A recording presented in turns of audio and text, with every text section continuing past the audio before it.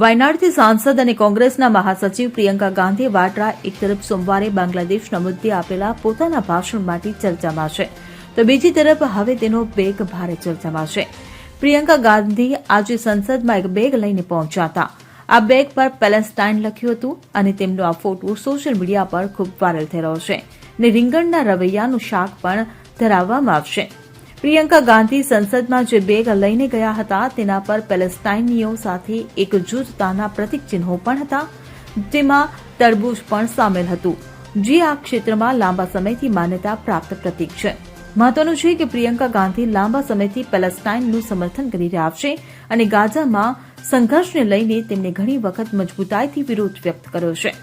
કોંગ્રેસના પ્રવક્તા શમા મોહમ્મદે સંસદ સંકુલમાં બેગ લઈને ફરતા પ્રિયંકા ગાંધીની આ તસવીર સોશિયલ મીડિયા પર શેર કરી છે.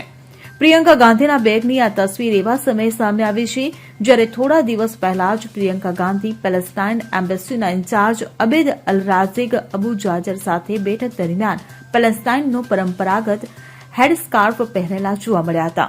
Bureau report CN24 news.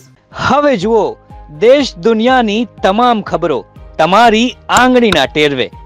ઉઠાવો મોબાઈલ અને Google Play Store પરથી ડાઉનલોડ કરો અમારી CN24 ન્યૂઝ મોબાઈલ એપ.